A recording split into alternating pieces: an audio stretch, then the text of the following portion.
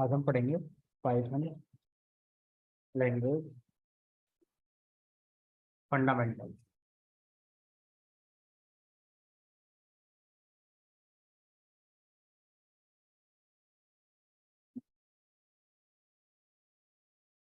Python language fundamental का मतलब होगा वो सारे कंस्ट्रक्ट जिनका यूज करते हुए हम अपने प्रोग्राम को बनाते हैं। पहले उनको हम पहले पढ़ लेते हैं। ठीक है, तो एक एक करके हम लोग पढ़ेंगे। जैसे एक टॉपिक आएगा हमारा करेक्टर सेट। तो पहले सारे में लिख देता हूँ जो जो मैं पढ़ाने जा रहा हूँ। फिर आपका आता है keyword, comment,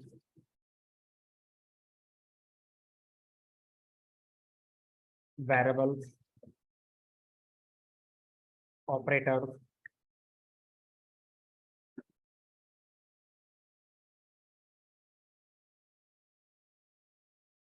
condition, user input, looping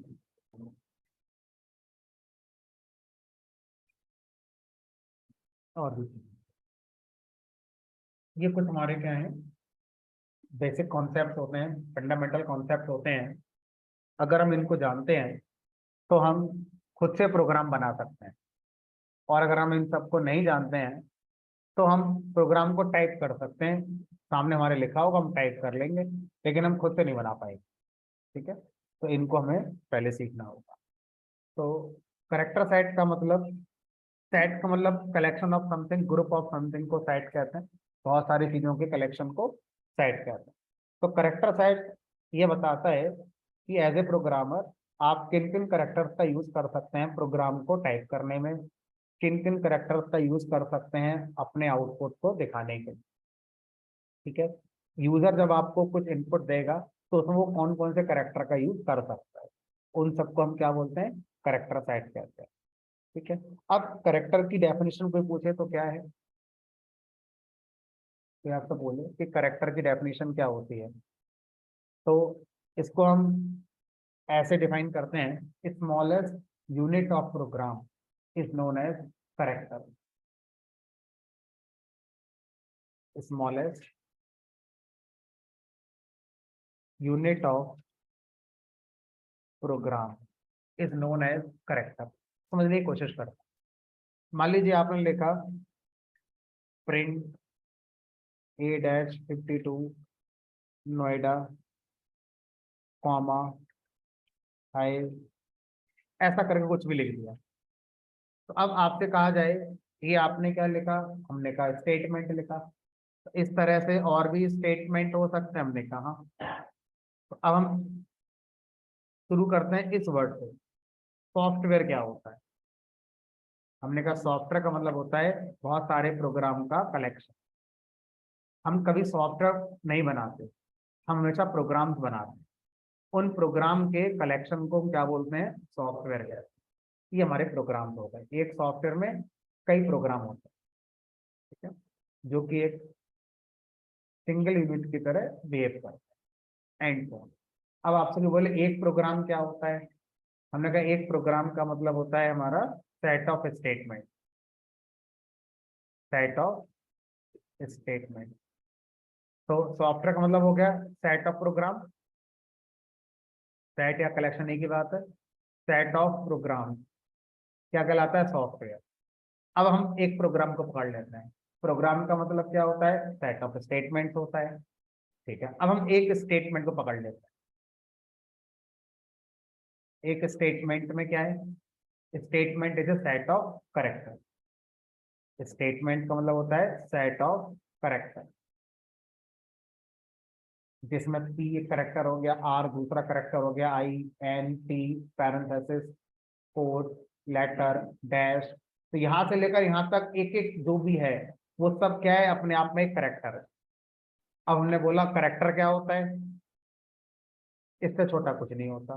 सबसे पहली यूनिट जो आती है वो करेक्टर ही होती है। बहुत सारे करेक्टर्स को मिलाकर एक स्टेटमेंट बनता है, बहुत सारे स्टेटमेंट को मिलाकर एक प्रोग्राम बनता है, बहुत सारे प्रोग्राम्स को मिलाकर एक सॉफ्टवेयर बनता है। तो अब यही मैंने लिखा हुआ, करेक्टर क्या है, smallest unit of program is known as character.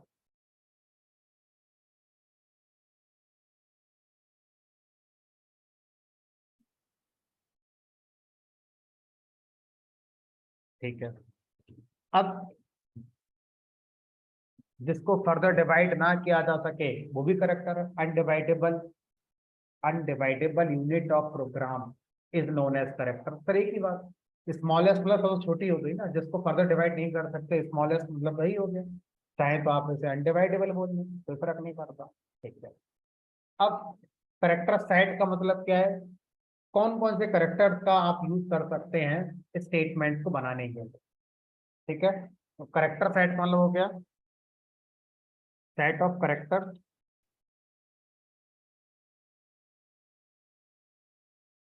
that can be used in coding और आउटपुट और एज इनपुट। क्या क्या यूजर इनपुट दे सकता है, हमने कहा यूजर अपना नाम बता सकता है, नाम उसका मान लो सोनू है तो ऐसे एक करेक्टर हो गया। एस अलाउड है, पाइथन ने कहा अलाउड है। उसने अपना एड्रेस बताया, उसमें डैश आया, डैश अलाउड है, पाइथन ने कहा अलाउड है। तो इस तरह से यूजर जो जो हमें इनपुट में दे सकता है, या हम जो उसको आउटपुट में दिखा सकते हैं, या आप जो टाइप कर सकते हैं, तो कौन कौन से करेक्टर हैं जो अलाउड है पाइथन में, उनके सेट को हम क्या बोलते हैं, करेक्टर सेट है। तो करेक्टर सेट का मतलब हो गया set of character that can be use in coding, output और इनपुट। अब कोई भी प्रोग्रामिंग लैंग्वेज वास्तव में खुद करेक्टर सेट नहीं बनाती। करेक्टर सेट का कॉन्सेप्ट एक इंडिपेंडेंट कॉन्सेप्ट होता है, और कोई भी प्रोग्रामिंग लैंग्वेज उसे सिर्फ अडॉप्ट करती है। तो अगर हम कुछ कॉमनली यूज करेक्टर सेट की बात करें,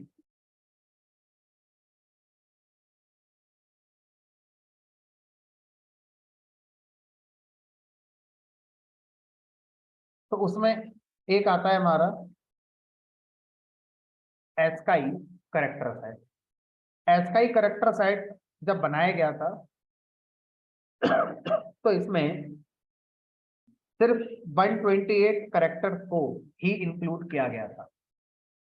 तो अगर कोई प्रोग्रामिंग लैंग्वेज ऐसा ही करेक्टर सेट को फॉलो करती है, तो उसमें आप 128 करेक्टर्स का ही यूज कर सकते हैं प्रोग्राम टाइप करने में, आउटपुट दिखाने में, या यूजर जो भी इनपुट देगा वो उन 128 करेक्टर का यूज करके ही दे सकता है, उससे ज्यादा नहीं दे सकता। अब इन 128 में इंग्लिश के लेटर्स होते थे लोअर केस वाले 26, इंग्लिश के लेटर हो गए अपर केस वाले 26, 52 ये हो गए। डिजिट हो गई इंग्लिश वाली डिजिट। सर डिजिट इंग्लिश वाली हिंदी वाली कैसे होती है, वो तो एक ही होती है, हमने कहा नहीं एक नहीं होती है। ये 1 है, ये 2 है, ये 3 है, ये 4 है, ये 5 है। अब सोचो, अगर मैं 5 को ऐसे लिख दूं तो 5 नहीं है, ये हिंदी वाला 3 नहीं है। अब सोचो, क्या रोमन में 3 नहीं होता है, ये रोमन है, रोमन में 5 ऐसे होता है। तो सर डिजिट अलग अलग होती है, ये इंग्लिश की डिजिट है, ये हिंदी की डिजिट है, ये रोमन की डिजिट है। तो और भी हो सकती होंगी जिन हम नहीं जानते होंगे। जरूरी है कि जो हम जानते हैं उतना ही होता है बस, और भी बहुत कुछ होता होगा, हम तो कितना जानते हैं, 1%, 2%। तो अब ऐसा ही करेक्टर सेट ये कह रहा है कि भाई मैं इंग्लिश की डिजिट को ही सपोर्ट करता हूँ। तो अगर कोई प्रोग्रामिंग लैंग्वेज ये कह दे कि हम ऐसा ही करेक्टर सेट को सपोर्ट करते हैं, तो उसमें आप अपने आउटपुट में रोमन डिजिट यूज नहीं कर सकते। ना यूजर रोमन डिजिट में आपको इनपुट दे सकता है, ना आप टाइपिंग करते समय इनका यूज कर सकते, ना इनका यूज कर सकते। ठीक है, तो ये जो करेक्टर सेट है, ये अमेरिकन स्टैंडर्ड के अकॉर्डिंग बनाया गया है। अमेरिकन स्टैंडर्ड, इसकी फुल फॉर्म ही यही है। ए का मतलब American, standard code information interchange, तो ऐसा ही। फुल फॉर्म में ज्यादा इंटरेस्ट नहीं है हमारा, बस इसका अंदर क्या है वो जानना जरूरी है कि भाई ये एक अमेरिकन स्टैंडर्ड के अकॉर्डिंग बनाया गया करेक्टर, और अमेरिकन स्टैंडर्ड में इंग्लिश के करेक्टर इंग्लिश के डिजिट ही यूज होते हैं। उसके बाद क्या हुआ, एक दूसरा करेक्टर सेट बनाया गया हमारा, जिसका नाम रखा गया Latin character set. Latin character set में और कुछ नए करेक्टर सेट को जोड़ दिया गया और टोटल हो गए 256 करेक्टर। जैसे लैटिन करेक्टर सेट में कुछ सिंबल ऐड कर दिए, कॉपीराइट सिंबल ऐड कर दिया, ट्रेडमार्क सिंबल ऐड कर दिया, टीएम जो आता है, इस तरह से और कुछ सिंबल हैं जो ऐड कर दिए गए। ठीक है, अब कुछ ऐसे करेक्टर सेट बनाए गए जो कंट्री स्पेसिफिक होने लगे, जैसे Japanese character set, Chinese character set.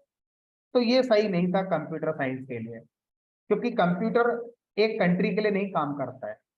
Computer मतलब यूनिवर्स लेवल पर काम करता है। कल को अगर हम दूसरे प्लेनेट पे चले जाएं, मंगल पे चले जाएं, या हम चांद पे चले जाएं, तो कंप्यूटर वहां भी काम करेंगे, उनके अलग सिस्टम थोड़ी बनेगा उनके लिए। तो करेक्टर सेट इनिशियली जो बन रहे थे वो कंट्री स्पेसिफिक होने लगे थे। लेटर ऑन इसको समझा गया और एक करेक्टर सेट बनाया गया जिसका नाम रखा गया यूनिकोड करेक्टर सेट। यूनिक का मतलब यहाँ पर दो सेंस है, एक तो यूनिक से है और दूसरा यूनिवर्स से है। तो इसको हम ज्यादा बार यूनिवर्स के पॉइंट भी समझते हैं। यूनिवर्सल कोडिंग सिस्टम, यूनिकोड का मतलब है यूनिवर्स कोडिंग सिस्टम। यूनिकोड जब बनाया गया तो इसमें लगभग जितनी कंट्रीज हैं उनके सारे करेक्टर को इंक्लूड कर लिया गया और इसमें नंबर ऑफ करेक्टर्स रखे गए 65,536। अब इसमें आपके हिंदी के का खा गा छोटा बड़ा, हिंदी की डिजिट, रोमन की digit, Chinese character, Japanese character, सारे आ गए।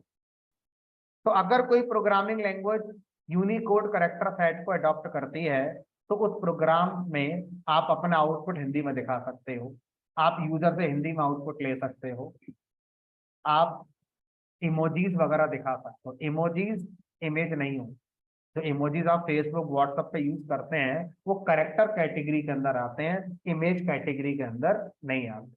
तो जितने भी इमोजीज हैं वो आप उनका यूज करते हो। अब चैलेंज क्या हुआ? चैलेंज ये हुआ कि अगर हम इमोजीज को इसमें रखेंगे तो इमोजीज तो समय के साथ बढ़ रहे हैं। व्हाट्सएप पे जो पुराना वर्जन है उसमें नंबर ऑफ इमोजीज और आज बहुत ज्यादा हो गए। फेसबुक में और नए इमोजीज आ गए, बनते रहे, हो सकता है अगले वर्जन में और बढ़ जाएंगे हमारे। तो सर ये करेक्टर तो बढ़ जाएंगे फिर बहुत हमारे। ठीक है, और अगर हम इंडिया की बात करें तो शायद आपको याद हो हमारा पहले करेंसी सिंबल ये होता था और अब करेंसी सिंबल हमारा ये हो गया है। तो अब इसका करेक्टर तो पहले होगा, इस करेक्टर को कैसे लेकर आओगे? ये तभी नया बना है इंडिया में, है ना? तो ऐसी बहुत सी चीजें हैं जो बदल रही हैं। तो आप यूनिवर्स के अंदर जितने करेक्टर्स हैं, एक फिक्स नंबर ऑफ करेक्टर्स नहीं है, तो आप इनको फिक्स नहीं रख पाएंगे। तो क्या करा गया, यूनिकोड करेक्टर सेट के अलग अलग वर्जन बनाए गए। तो सबसे पहला जो बनाया गया वो वर्जन 1 कहलाया, वर्जन 1। उसमें 65,536 करेक्टर्स को रखा गया। फिर दूसरा वर्जन बनाया गया, फिर तीसरा बनाया गया, करते करते आई गेस आज लेटेस्ट वर्जन है वर्जन 15। एक बार चेक कर लेते हैं गूगल पे कि 15 है कि 14 है या जो। और इसमें अराउंड 1.5 लैक्स करेक्टर है। ठीक है, तो अब अगर हम देखें एग्जैक्ट कितने हैं, गूगल पे चल के देखें। ठीक है, याद करने वाली चीज होगी थोड़ी सी। यूनिकोड 15 आ चुका है। यूनिकोड 15 ने लगभग 4,500 नए करेक्टर ऐड करे हैं, टोटल हो गए इतने। तो मैं एग्जैक्ट लिख देता हूँ क्योंकि सबके एग्जैक्ट ही लिखे हैं, सबके लिए इतने करेक्टर हो। 1,49,186 करेक्टर है आज की डेट में यूनिकोड के। आने वाले टाइम पर बदल जाएंगे, तो याद करने की जरूरत नहीं है, बस पता होना चाहिए यूनिकोड क्या होता है। एग्जैक्ट कितने करेक्टर हैं तो गूगल से पूछ कर, जैसे मैंने निकाला आप भी निकाल लें। अगले बैच में वर्जन 16 आ जाएगा, बिल्कुल आ सकता है। ये वाला वर्जन कब आया था? 13 सितंबर 2022 को आया था। ठीक है, उससे पहले जब हम पढ़ते होंगे, तो उससे पहले के बैच मैंने जो भी पढ़ाए होंगे उसमें ये वाली बात तो बोली नहीं होगी मैंने। और क्या बताया होगा उन लोगों को कि यूनिक कोड का लेटेस्ट वर्जन क्या 14। हो सकता है अगला बैच जब मैं पढ़ाऊंगा तो बोलूंगा 16। तो ये तो गूगल से ही पूछना पड़ेगा, आप फिक्स इसको याद नहीं रख पाएंगे। ठीक है, कॉन्सेप्ट क्या है वो पता होना चाहिए। ठीक है, अब पाइथन की बात करते हैं कि पाइथन प्रोग्रामिंग लैंग्वेज इनमें से किस कैरेक्टर सेट को फॉलो करती है। तो इनिशियली पाइथन प्रोग्रामिंग लैंग्वेज को जब बनाया गया था तो 1991 जिस समय पाइथन लैंग्वेज का फर्स्ट वर्जन आया था, उस समय पाइथन एस्काई कैरेक्टर सेट को ही सपोर्ट करती थी। पाइथन 2.7 वर्जन सबसे पहला वर्जन था जिसने यूनिकोड कैरेक्टर को अडॉप्ट किया। उस समय यूनिकोड का जो वर्जन अवेलेबल होगा वही वर्जन के साथ पाइथन ने अपने आप को आगे बढ़ाया। आज अगर आप मुझसे पूछेंगे कि सर आज पाइथन यूनिकोड का कौन सा वर्जन फॉलो करती है, तो मैं उसका आंसर सीधे नहीं दे पाऊंगा। मैं आपको ये बोलूंगा कि आप जो वर्जन अभी पढ़ रहे हैं, हमने कहा 3.11 पढ़ रहे हैं, तो 3.11 वर्जन की रिलीजिंग डेट क्या है, उस समय तक लेटेस्ट यूनिकोड वर्जन क्या अवेलेबल होगा वही अडॉप्ट करा होगा। अभी जैसे आपने देखा वर्जन 15 सितंबर 2022 में आया था। अब अगर पाइथन 3.11 सितंबर 2022 के आगे रिलीज हुआ है तो डेफिनेटली पाइथन ने क्या करा होगा, जो लेटेस्ट वर्जन 15 है इसी को अडॉप्ट करा होगा। और अगर पाइथन का वर्जन सितंबर 2022 से पहले का है वो आप यूज कर रहे हैं तो 15 वर्जन तो नहीं हो सकता फिर हमारा, फिर तो इसमें 14 13 ऐसा कुछ वर्जन होगा हमारा। तो इस तरह से हमें exact version, exact number of characters क्या है, इनको याद करने की जरूरत नहीं है। हमें याद करने की जरूरत है क्या, कि यूनिकोड का कॉन्सेप्ट होता है। ठीक है, अब फायदा क्या हुआ पाइथन को ऐसा करने से, या किसी भी लैंग्वेज को, पाइथन को नहीं, किसी भी लैंग्वेज को क्या फायदा हुआ अगर वो यूनिकोड कैरेक्टर सेट को अडॉप्ट कर लेते हैं। हमने कहा देखो आज अगर हम बिजनेस के पॉइंट ऑफ व्यू से देखें तो शायद इस चीज को ज्यादा अच्छे से समझ पाएंगे। ठीक है, आज अगर हम अमेजन फ्लिपकार्ट बिजनेस कर रहे हैं लोग, अमेजन पे टिक जाते हैं। अमेजन वाला ये चाहेगा इंडिया से अगर बिजनेस मिले तो 140 करोड़ लोग इंडिया में रहते हैं, हर आदमी से बिजनेस मिलेगा, तभी तो इसका अच्छा प्रॉफिट होगा। हर कोई अपने सेल बढ़ाना चाहता है। तो अगर अमेजन वाला ये चाहता है कि भारत के आखिरी इंसान से भी बिजनेस करे तो हर इंसान को इंग्लिश सिखाओ पहले, क्योंकि आपका जो इंटरफेस आएगा वो तो इंग्लिश में आएगा। आप जो मोबाइल ऐप बना रहे हो, आप जो अपनी वेबसाइट बना रहे हो, उसमें जो लिखकर आ रहा है वो तो इंग्लिश में लिखकर आ रहा है। 140 करोड़ लोगों को इंग्लिश तो नहीं आती होगी, तो आप ये तो सोच ही नहीं पाएंगे कि हर इंसान से बिजनेस करेंगे। अब क्या करें, दो ही रास्ते हैं अमेजन के पास, या तो इंडिया में आओ और सबको इंग्लिश सिखा के जाओ, या फिर अपने आप को हिंदी सिखा लो। अब जो आसान लगता है वो कर लो, दूसरे को आप बदल नहीं सकते, खुद को बदल सकते हो। तो अमेजन ने खुद को बदल लिया और अपने आप को हिंदी सिखा ली। अब इंडिया में आके बिजनेस कर सकता है पहले से बेटर मैनर में। हर जगह से ऑर्डर आएंगे उसको, सिर्फ शहरी इलाके से नहीं मिल रहे हैं, गाँव के इलाकों से मिल रहे हैं ऑर्डर। ठीक है, अब अमेजन वाला इंडिया में ही क्यों रुकेगा, और भी तो कंट्रीज हैं, हर जगह जाएगा। तो हर जगह हिंदी थोड़ी चलेगी अब, और हर जगह इंग्लिश भी नहीं चलेगी, तो कुछ तो चलेगा। जो उस कंट्री में लोग जानते हैं करेक्टर्स को, हम अमेजन की वेबसाइट, अमेजन का मोबाइल ऐप उसी में बना लेते हैं। हमें तो बिजनेस करना है, हमें इसका फर्क नहीं पड़ता कि हिंदी क्या है इंग्लिश क्या है, मतलब बिजनेस का मतलब अपने जिसमें हो जाए वो बढ़िया है। तो इसका मतलब ये हुआ कि अमेजन अपनी वेबसाइट, अपनी मोबाइल एप्लीकेशन एक ऐसी प्रोग्रामिंग लैंग्वेज में बनवाएगा जो यूनिकोड कैरेक्टर सेट को सपोर्ट करती हो, क्योंकि उसी लैंग्वेज में आप आउटपुट हिंदी में, उर्दू में, तमिल में, पंजाबी में, या जापानीज में, फ्रेंच में ला सकते हो, क्योंकि वो लैंग्वेज यूनिकोड को सपोर्ट करती है। हर कैरेक्टर जो कंट्री में अवेलेबल है, किसी भी कंट्री में अवेलेबल है, उसके अंदर अवेलेबल। ठीक है। अब अगर हम देखें पाइथन 2.7 से यूनिकोड को सपोर्ट कर रहे हैं।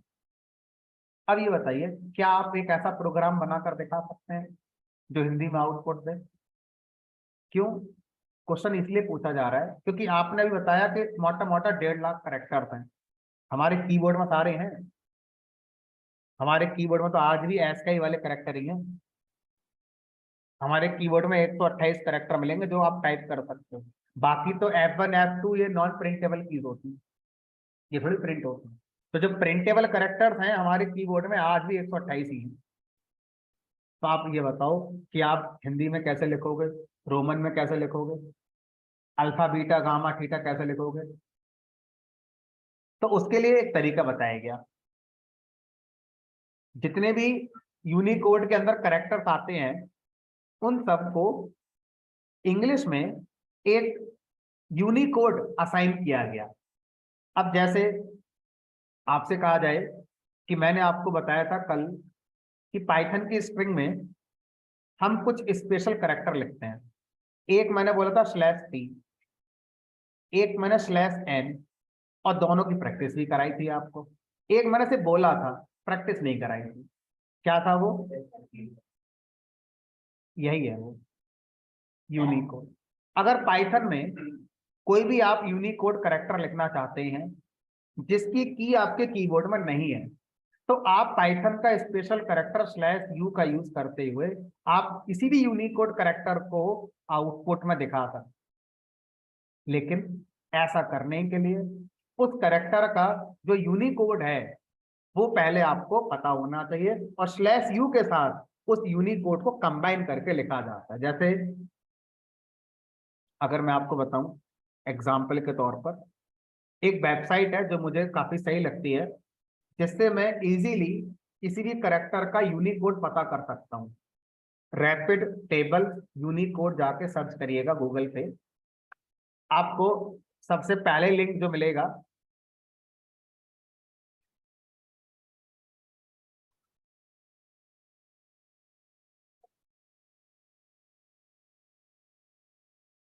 ये इस वेबसाइट का पहला लिंक मिलेगा। यहाँ पर आप देखो, आपको सारे करेक्टर बॉक्स में दिखाए गए। अब आप जिस करेक्टर का यूनिकोड पता करना चाहते हैं क्या होता है, उस बॉक्स पर जाइए, सेलेक्ट करिए, और उसका यूनिकोड जनरेट हमारा हो जाता है। देखें मैंने कैपिटल ए लिखा, यूनिकोड आ गया। पाइथन में यूनिकोड ये वाला यूज होता है /u वाला, इसको मैंने कॉपी करा। अब जो यूनिकोड होता है वो इंग्लिश के लेटर का यूज करके बनता है, इंग्लिश की डिजिट, इंग्लिश के ही लेटर होंगे, है ना। ये तो हमारे कीवर्ड में होते ही हैं। तो मैंने ऐसे कॉपी करा और एक प्रोग्राम में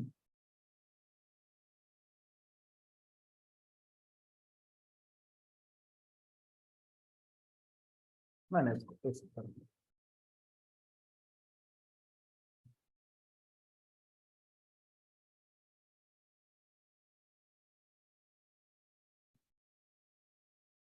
कैपिटल है सर, इसको तो हम ऐसे ही प्रिंट कर सकते थे, इतनी मेहनत क्यों कर रहे हैं आप? मैंने कहा कोई बात नहीं। एक आइडिया लग गया कि अगर मुझे किसी करेक्टर को प्रिंट करना है तो या तो सीधे सीधे उसका की आपके पास होगा, प्रिंट कर लो सीधे सीधे, और अगर उसकी की नहीं है तो उसका यूनिकोड आप यूज कर सकते हैं करेक्टर को प्रिंट करने के लिए। अब आगे बढ़ते हैं, और इसमें हमने चेक करके देख लिया कि आप जो कह रहे हैं वो दिख रहा है। अब यहाँ पर मैं आ गया और मुझे अपना 10 से याद आ गया, अल्फा बीटा गामा थीटा ईटा जीटा, पता नहीं कहाँ मिलते हैं दुनिया में ये, बट हैं, है ना। तो अब अगर मैं आपसे कहूँ अल्फा को मुझे प्रिंट करना है, तो अल्फा नाम से कोई की तो होती नहीं है। कोई बात नहीं, अल्फा को सेलेक्ट करो, इसका यूनिकोड आ गया, कॉपी करो यहाँ से और यहाँ लिख दो।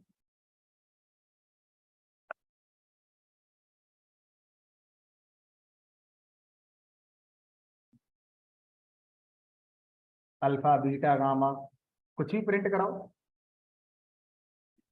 सारे प्रिंट कर। और आगे बढ़े,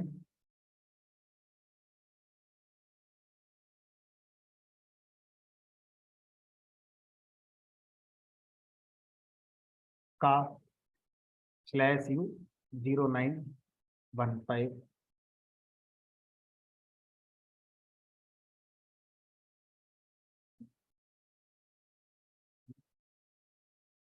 तो अब हमें समझ में आ रहा है कि हाँ, अमेजन, फ्लिपकार्ट, पेटीएम, ये सब ऐसी किसी प्रोग्रामिंग लैंग्वेज बनाई गई है जिसमें यूनिकोड सपोर्ट होता है। ठीक है।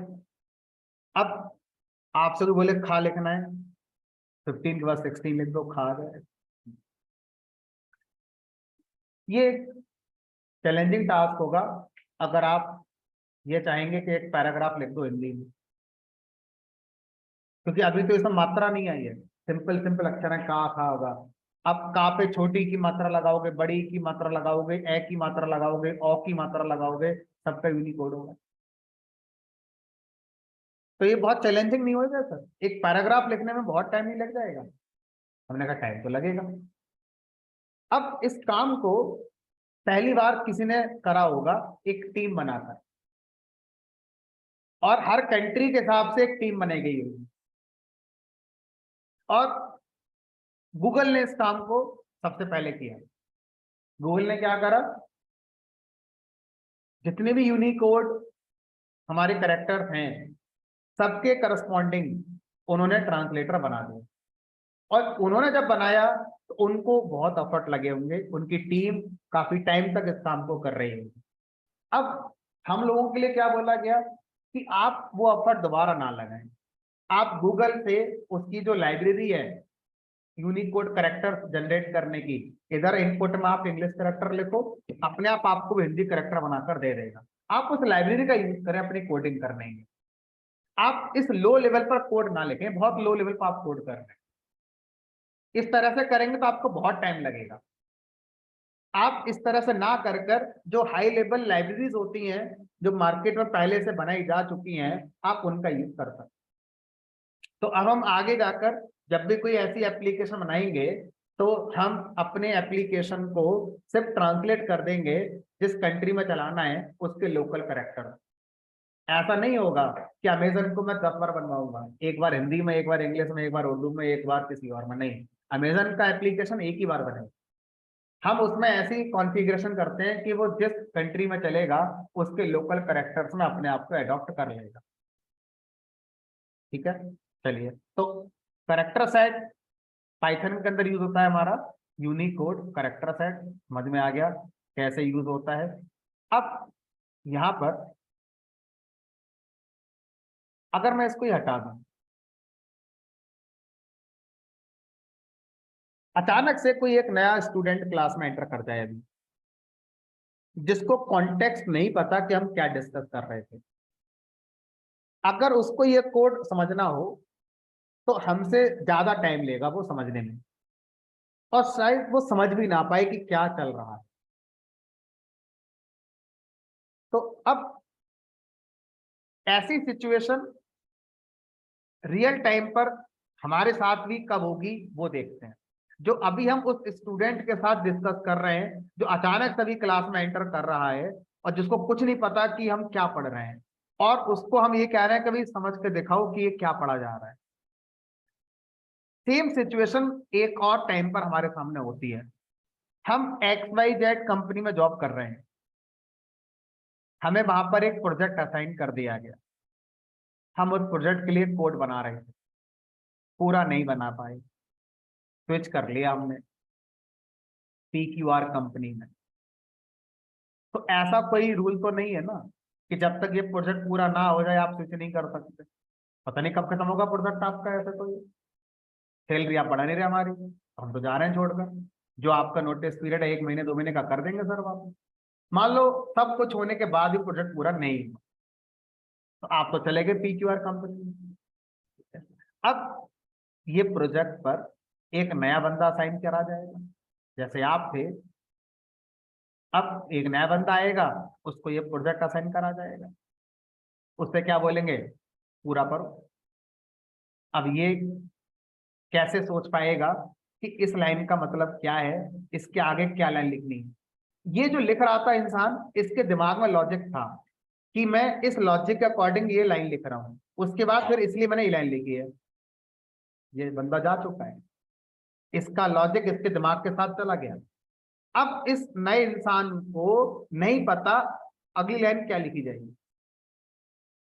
अब इसे क्या करना होगा, पहले कोड को शुरू से पढ़ना होगा, इस लाइन को समझना होगा कि लाइन क्यों लिखी गई है, उसके बाद इसे समझना होगा इसके बाद ये लाइन क्यों लिखी गई है।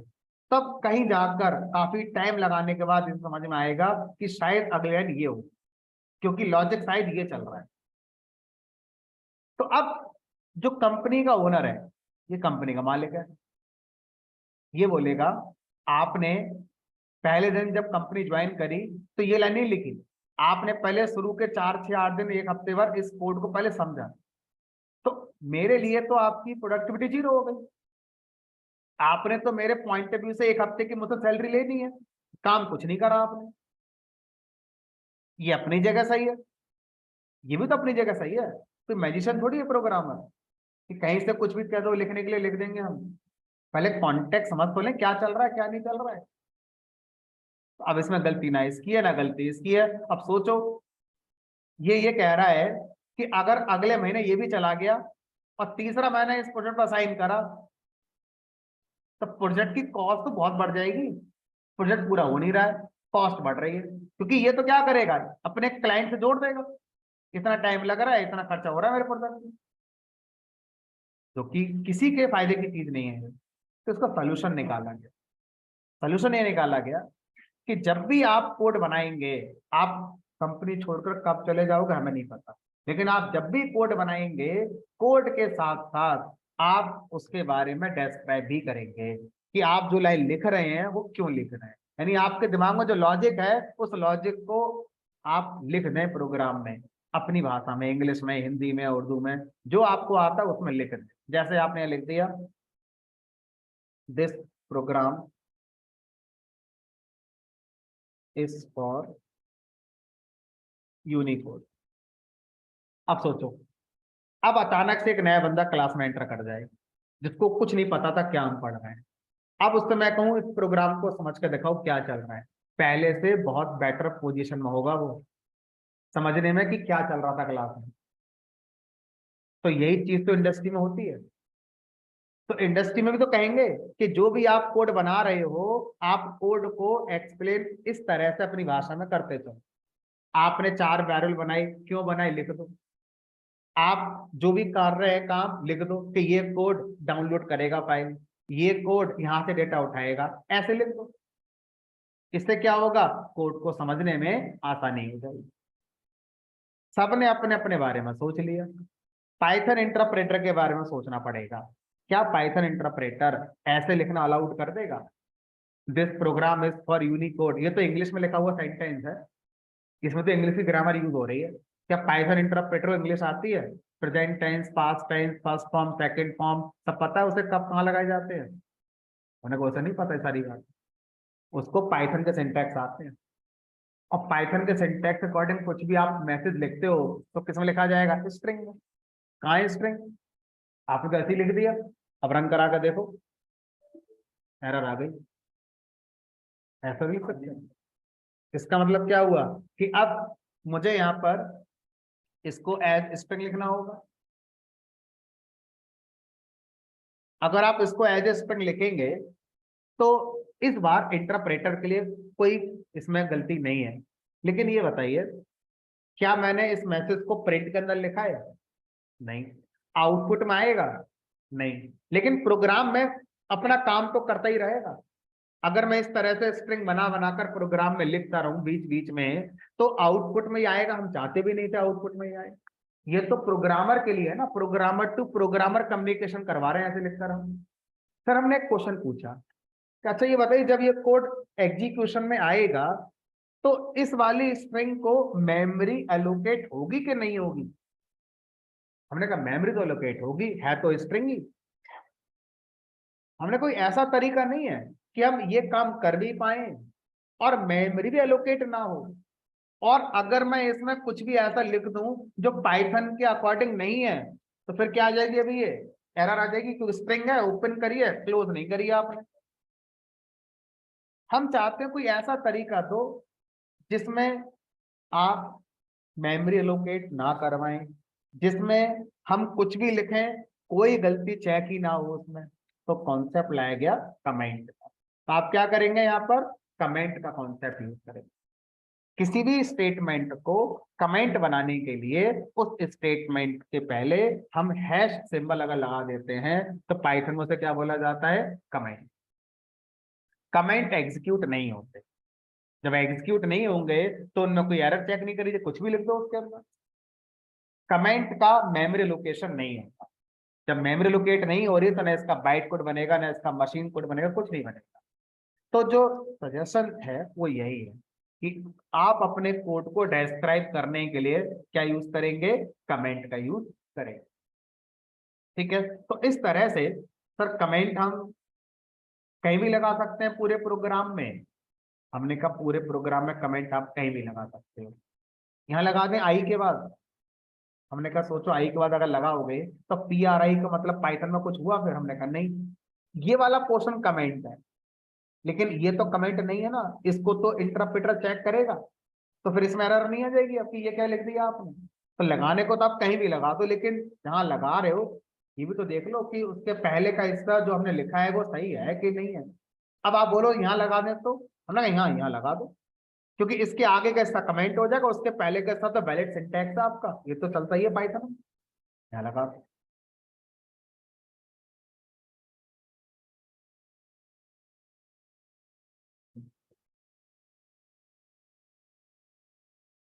तो इस तरह से हम क्या कर सकते हैं, कमेंट का यूज कर सकते हैं प्रोग्राम की रीडेबिलिटी को बढ़ाने के लिए। तो MNCs वगैरह में ये स्ट्रिक्टली फॉलो कराया जाता है कि आप कमेंट यूज करेंगे, क्योंकि MNCs में क्या होता है, हजारों की संख्या में, लाखों की संख्या में एम्प्लॉय काम कर रहे हैं, कौन आ रहा है कौन जा रहा है फर्क ही नहीं पड़ता, कोई आए कोई जाए। छोटी मोटी कंपनियां सोचती हैं यार ये तो अच्छा एम्प्लॉय है, जान पहचान है, देखते रहते हैं, काम करता रहता, रोक लेते हैं, वहां कोई नहीं रोक, क्योंकि जो ऊपर वाला बंदा बैठा है वो आपको जानता तक नहीं हो, उसने आपका चेहरा तक नहीं देखा हो।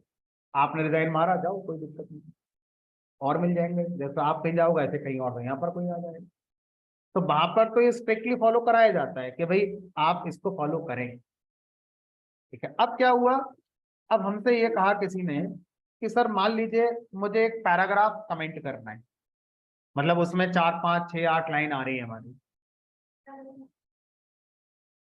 तो अगर हमारे पास 4 5 6 8 लाइन आ रही हैं और हमें उसे कमेंट करना है तो क्या करें।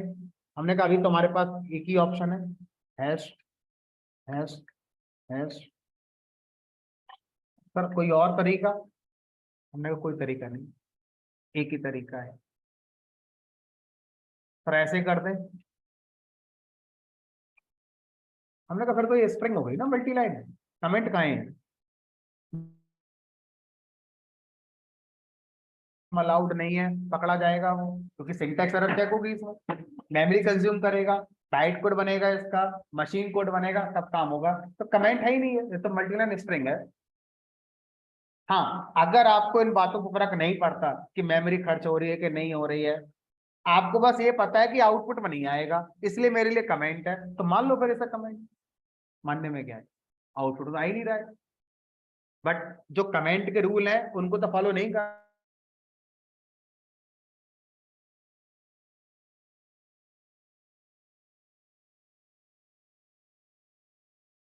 इंटरप्रेटर ने, क्योंकि कमेंट था ही नहीं, स्ट्रिंग थी ये तो, और स्ट्रिंग तो चेक होगी। तो कुछ लोग क्या करते हैं, पाइथन में इसको कमेंट मानना शुरू कर देते हैं, मल्टी लाइन स्ट्रिंग को कमेंट मानना शुरू कर देते हैं।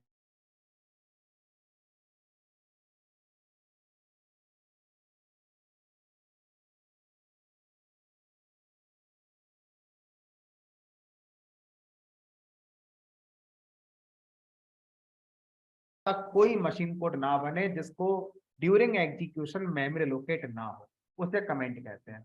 जबकि ये इन सारी बातों को नहीं मानता, एक भी बात नहीं मानता। इसमें सिंटैक्स भी एरर चेक होगी, इसमें मेमोरी लोकेशन भी होगा, इसका बाइट कोड बनेगा, बस इतना होगा कि आउटपुट में नहीं दिखेगा ये, क्योंकि आपने कहाँ नहीं लिखा है इसको, प्रिंट में। और अगर मैं लिख दूं उसको प्रिंट में तो हमने कहा फिर तो चलेगा ही, क्या दिक्कत है, तो नहीं चलेगा। ठीक है, तो समझ में आ गया कि पाइथन में सिर्फ एक ही कमेंट होता है और वो है हमारा सिंगल लाइन कमेंट। ठीक है, आप अल्टरनेट मैनर में इस टेक्निक का यूज कर सकते हैं। बार बार हैश लगाने से बचना चाहते हैं तो इसको आप यूज कर सकते हैं, लेकिन उसको कमेंट फिर भी नहीं कहेंगे। अब कोई आपसे बोले कि फिर अगर आपको नोट कमेंट क्या है, तो आंसर आया कि a comment is a non executable statement. सबसे पहले मैं ये समझना है कि कमेंट वो है जो नॉन एग्जीक्यूटेबल है। शायद जो लोग 3 वाले को कमेंट मानते हैं इस लाइन को पढ़कर मानना छोड़ दें उसे, है ना। एक comment is a non executable statement. Python के अंदर इसको हम हैश सिंबल से रिप्रेजेंट करते हैं, सी में डबल स्लैश से रिप्रेजेंट करते हैं। हर लैंग्वेज में अलग अलग हमारा सिंटैक्स होगा कमेंट बनाने का। इन पाइथन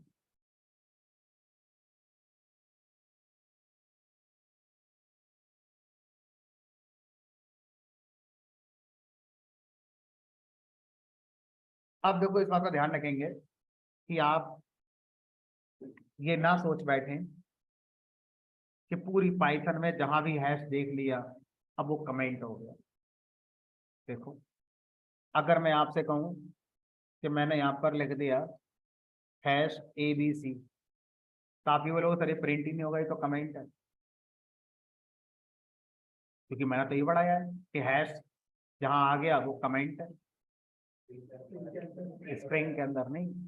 हैश जब इंडिपेंडेंटली आएगा तो कमेंट बनेगा। अगर वो स्ट्रिंग के अंदर आ गया फिर तो वो करेक्टर है, अब वो कमेंट थोड़ा ना है।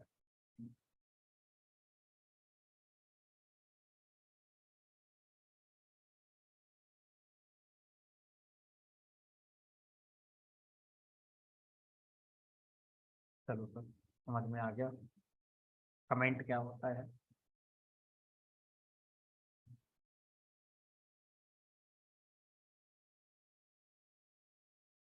मैं लिख देता हूँ इस बात को।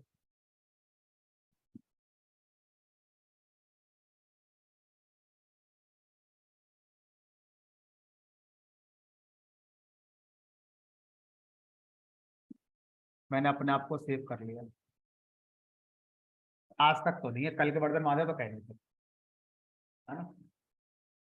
चलो, अब बात करते हैं, जब हम इंग्लिश लैंग्वेज पढ़ने जाते हैं, जैसे हम पाइथन लैंग्वेज पढ़ रहे हैं ऐसे ही हम इंग्लिश लैंग्वेज पढ़ते हैं, हिंदी पढ़ते हैं, उर्दू पढ़ते हैं, अलग अलग लैंग्वेजेस हैं जो हम पढ़ते हैं। ठीक है, तो इंग्लिश लैंग्वेज में एक तो होती है ग्रामर, ठीक है, और क्या होता है, वोकैबुलरी नहीं होती है। पहले वोकैबुलरी तो पढ़ो, शॉर्ट में वोकैब। वोकैबुलरी के जो शब्द हैं उन्हीं को तो ग्रामर में यूज करते हैं। तो वोकैबुलरी में क्या लिखा हुआ है, हमने कहा अगर हम इंग्लिश टू हिंदी वाली देखें तो एक वर्ड आता है इज, इसका मीनिंग बताया गया है। एक आता है वाज, वाज का मीनिंग होता है था। ऐसे कितने, हमने कहा पता नहीं कितने, तो जिसने बनाई वही जाने कितने। आपको कितने आते हैं, जो डेली लाइफ में यूज होते हैं उतने सभी को आते हो। तो संख्या में बात नहीं कर सकते कि किसको कितनी वोकैबुलरी आती है, क्योंकि किसी को खुद नहीं पता होगा कि टोटल संख्या कितनी इंग्लिश की वोकैबुलरी के अंदर वर्ड्स की। जो जिसने बनाया उसे ही पता है। किसने बनाया, पाइथन को किसने बनाया, रोसम। जावा किसने बनाई, जेम्स गॉसलिंग ने। सी किसने बनाई, डेनिस रिची ने। किसने बनाई, नेचुरल तो ये भी नहीं है, प्रकृति ने तो सभी नहीं बनाया होगा। जिसने दुनिया बनाई उसने पेड़ बनाया, पहाड़ बनाए, चांद तारे सूरज ये सब बनाया। इंग्लिश तो उसने नहीं बनाई होगी, इंसानों ने ही बनाई होगी। कौन है वो, हमने कहा सर पाइथन पढ़ते हैं तो छोड़ दें, क्योंकि अलग फिलॉसफी हो जाती है कि इंग्लिश किसने बनाई, इसमें वर्ड कहाँ से आते हैं, उनकी स्पेलिंग कौन डिसाइड करता है। चलो, फिलहाल अपने कॉन्टेक्स्ट का जो कॉन्सेप्ट है वो निकालना है हमारा। तो अब अगर आपसे मैं कहूं कि COLOR और COLOUR, इन दोनों में कोई डिफरेंस है? सब दिख रहा है, यू है यू नहीं है, साफ साफ दिख रहा है। हमने कहा मीनिंग भाई, ये भी कलर ये भी कलर, दोनों को हमारा एक्सेप्ट किया गया है। आप ये स्पेलिंग लिखोगे तो भी सही है, ये स्पेलिंग लिखोगे तो भी सही। ऐसा क्यों? ऐसा इसलिए क्योंकि अगर हम देखें तो इंग्लिश के कुछ स्टैंडर्ड्स हैं। तो इंग्लिश का एक स्टैंडर्ड है जो ब्रिटिश से निकला है, जो एक्चुअल इंग्लिश है वो यहां से निकली है, ब्रिटिश। तो ब्रिटिश स्टैंडर्ड में कलर की जो स्पेलिंग है वो COLOUR है। अमेरिका वाले हमेशा अपने आप को आगे दिखाना चाहते हैं, उन्होंने क्या करा, अपना एक इंग्लिश स्टैंडर्ड बना दिया, तो उसे कहते हैं अमेरिकन स्टैंडर्ड। अमेरिकन स्टैंडर्ड की इंग्लिश में कलर की स्पेलिंग COLOR होती। अब हम जब पढ़ते हैं लिखते हैं तो हम खुद नहीं जानते कि हम कौन से स्टैंडर्ड की इंग्लिश पढ़ रहे हैं, लिख रहे हैं, बोल रहे हैं। बस पढ़ रहे हैं, लिख रहे हैं, बोल रहे हैं, है ना। तो अगर हम अमेरिकन वाली इंग्लिश पढ़ रहे हैं तो COLOR, ब्रिटिश वाली पढ़ रहे हैं तो COLOU, सही दोनों। ठीक है। लोग गणित को अंग्रेजी में मैथ कहते हैं, कुछ लोग मैथ कहते हैं। ऐस लगाएं कि ना लगाएं, यही समझ नहीं आता कि लगाना सही है कि ना लगाना सही है। ब्रिटिश स्टैंडर्ड के अकॉर्डिंग मैथ होता है, ऐस लगाई जाती है। अमेरिकन स्टैंडर्ड में सिर्फ मैथ होता है, उसमें ऐस नहीं लगाते। फ्लाई ओवर, ओवर ब्रिज, अरे एक ही तो बात है। हमने कहा बस यही समझ रहे हैं यहाँ पर हम। ये दो स्टैंडर्ड हैं, इन स्टैंडर्ड को फॉलो करने वाली ऑर्गेनाइजेशंस हैं। वो ऑर्गेनाइजेशंस डिसाइड करती हैं कि किसी वर्ड की स्पेलिंग क्या होगी या वो वर्ड क्या होगा, उसका मीनिंग क्या होगा। इसी तरह से पाइथन प्रोग्रामिंग लैंग्वेज के अंदर वोकैबुलरी हो। पाइथन जो एक लैंग्वेज है तो इसकी भी एक वोकैबुलरी है। उस वोकैबुलरी के अंदर कुछ वर्ड्स होते हैं, हर वर्ड की स्पेलिंग होगी, हर वर्ड का एक मीनिंग होगा। जिसने पाइथन बनाई वही इस वोकैबुलरी को बनाता है, हम और आप लोग से फॉलो करते हैं, जैसे मानते हैं। और कॉन्सेप्ट को वोकैबुलरी ना बोलकर क्या बोला जाता है? तो ऐसे शब्दों का कलेक्शन जो पाइथन ने पहले ही बनाकर हमें दे दिया है, आप उनका मीनिंग ना बदल सकते हैं, ना आप उन्हें बना सकते हैं, ना आप उनकी स्पेलिंग चेंज कर सकते हैं। ऐसे वर्ड के कलेक्शन को पाइथन में क्या बोला जाता है? कीवर्ड। इवन पाइथन ही नहीं, किसी भी प्रोग्रामिंग लैंग्वेज में ये टॉपिक क्या बोला जाता है? कीवर्ड्स कहा जाता है। ठीक है। अब हमें अभी कोई कीवर्ड नहीं आता है, अभी हमें सब सीखने पड़ेगा। ठीक है। तो कीवर्ड्स क्या होते हैं? Keywords are reserve words by language. Each keyword is having a special meaning. We cannot modify its meaning.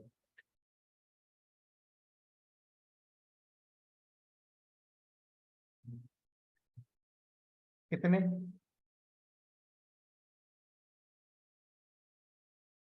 There are 35 keywords in 3.11 version.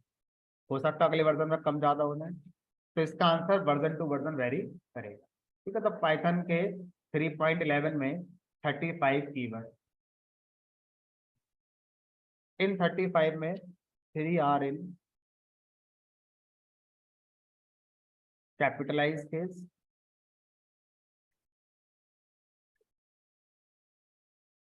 and 32 are in lower case।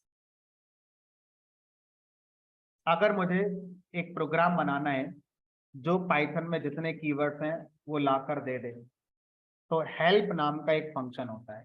अब आप पहली बार एक दूसरा फंक्शन पढ़ रहे हैं प्रिंट के अलावा, हेल्प फंक्शन में जाएंगे और स्ट्रिंग के अंदर लिखेंगे कीवर्ड्स।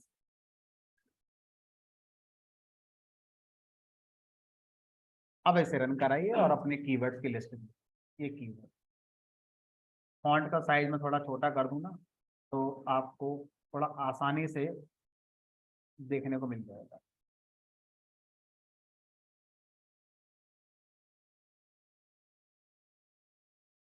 यहाँ से लेकर यहाँ तक जब गिनोगे तो ये 35 निकले, 1 2 3 4, 4 तो कॉलम हो गए और 9 रोज हो गई, 36, एक आएगा यहाँ पे। अब इन में से शुरू के 3 देखो कैपिटल लेटर से स्टार्ट होते, बाकी के 32 एक जैसे। 32 are in lower case and 3 are in capitalize. Upper case नहीं कहना है, अपर केस का मतलब होता है सारे लेटर कैपिटल हो तो अपर केस होता है। कैपिटलाइज केस का मतलब होता है सिर्फ पहला लेटर कैपिटल होगा, बाकी सब लोअर। ठीक है, अब ऐसा करने के पीछे एक वजह थी। जो 3 कीवर्ड्स हैं, इन 3 कीवर्ड्स को आप प्रोग्राम में एज वैल्यू यूज कर सकते हैं। As value, true as Boolean value, false again as Boolean value, none अपने आप में एक वैल्यू जिसकी अभी कोई कैटेगरी नहीं है, आप उसे नन ही कह सकते हैं। लेकिन इन 3 के अलावा बाकी 32 को आप यूज नहीं कर सकते एज वैल्यू। आप बोलो एक कीवर्ड होता है, मैं लगाऊंगा, एरर आ जाएगी। तो जो 3 उन्होंने अलग करे हैं हमें समझाने के लिए कि ये 3 कीवर्ड जरूर हैं, आप इन्हें प्रोग्राम में एज वैल्यू यूज कर सकते हैं। बाकी के 32 कीवर्ड हैं उनको आप एज वैल्यू यूज नहीं कर सकते।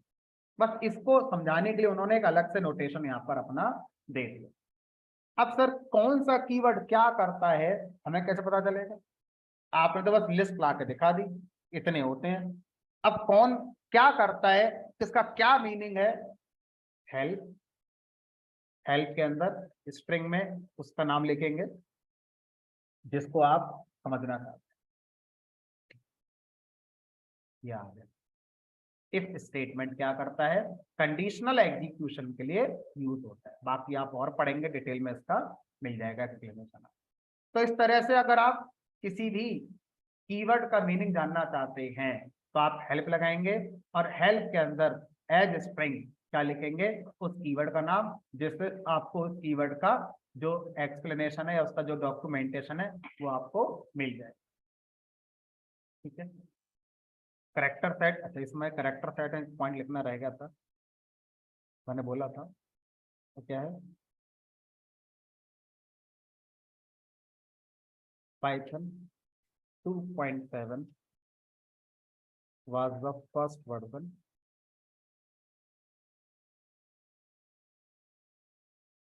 to support Unicode।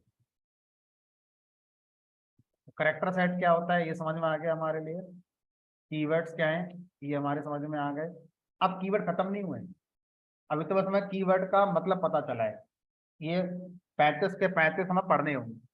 कोई शायद कल परसों मिल जाएगा, कोई 1 महीने बाद मिलेगा, कोई 2 महीने बाद मिलेगा, एक आदि कोई होगा जो शायद रह जाए हमारे सिलेबस से। कोशिश पूरी करेंगे कि सारे के सारे कवर हो। तो कोई मिलेगा एक्सेप्शन हैंडलिंग में, कोई मिलेगा लूपिंग के अंदर, तो अलग अलग जगह सारे कीवर्ड हमें मिलेंगे। तो ये पॉसिबल नहीं है कि सर पहले सारे कीवर्ड ही पढ़ा दो पहले से लेकर 35 में तक, क्योंकि अलग अलग टॉपिक के कीवर्ड हैं। उन टॉपिक्स में ही जब जाएंगे तभी समझ में आएंगे। ठीक है, कमेंट समझ में आ गया। अब आगे के कॉन्सेप्ट अभी हमारे रह जाते हैं। आज अभी क्लास इतनी रखेंगे ना, कल मिलेंगे आगे और कल हम डिस्कस करेंगे वेरिएबल्स वाले कॉन्सेप्ट।